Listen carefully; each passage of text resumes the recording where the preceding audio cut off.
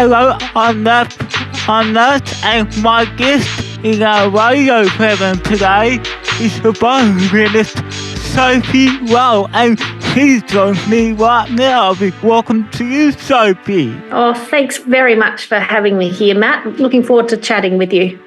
I'd love to start my interview there, Sophie, how you started playing violin, and was there a reason why you chose it? Oh, a good question, because I actually grew up with two older brothers. They were 10 and 9 years older than me. So by the time I came along, they were playing instruments, and one of my brothers was playing viola, and I was so little I thought it was a violin. And I loved it. So I asked to play it, and my mum said I could, but I had to wait until I went to school to play the violin. So I started school and the violin at the same time. And how long have you been playing it for? Oh, it feels like forever. Well, I'm 49 now, so it must be 44 years ago I started the violin. We would like to know about the violin. Could you explain to us how the violin works?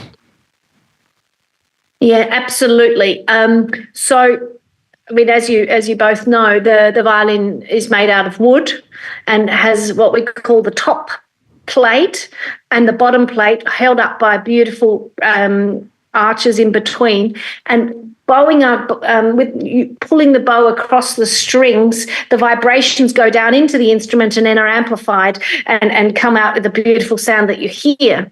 So physically, it's really important that I hold my bow beautifully and get a really nice bow along the string so that there's that friction. And then, of course, my left hand works very hard trying to get the notes in the right place, because that's where we make the different pitches that you hear. And also you'll see our hands moving and shaking a little bit to make the vibrato, which is what makes the hopefully the beautiful sounds that come out of the violin. Is there a particular way you hold it? We all hold the violin in a way that we rest it on our left shoulder. The violin sits. We use a shoulder rest, which a very famous violinist about 1810, I think, 1820. Should have looked that up. He invented the chin rest. So we rest our chin on the left. On our shoulder is the shoulder rest, chin rest, and then the violin itself sits between our thumb and our first finger, but we can't press, otherwise it gets very stiff.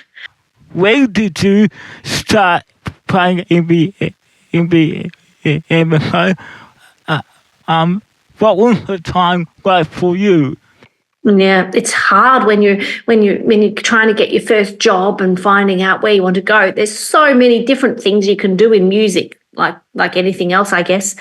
So when I finished studying, I had this idea to start a string quartet with two violins, a viola and a cello.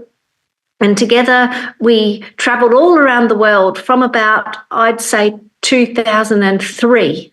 And it wasn't until much later that I moved to Melbourne to become part of the MSO. Is this your dream job, Sophie? I think so. I mean, every job I do, it's my dream. But this one I really love. So I'm not in the Australian Chamber Orchestra, I'm Melbourne Chamber Orchestra, which is slightly different. We're not quite as fancy as our Sydney friends, but we're getting there.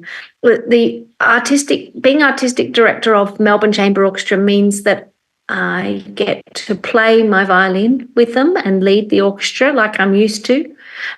But I also get to invent the programs. So I get to decide which pieces of music we're going to play and who we're going to play with. And that is something that's very exciting, and I'm learning so much all the time. My favourite composer is Mozart. Do you have a favourite composer? I do love Mozart, I must admit. I think everything he wrote was beautiful, but if you had to make me pick, I would probably say Schubert. So not too far from Mozart, but around that same time, So it was kind of like Mozart, Beethoven, Mendelssohn, Schubert, all of them. That's that same era, isn't it? The early romantic, late classical. That's the stuff that makes my heart sing. Sophie, it has been amazing for us to chat with you. Thank you so much for your time today. We wish you all the best and good luck with your next concert. Well, thank you, Matt. It's been wonderful talking with you, and thanks for having me on and talking all things violin. I could talk about that all day.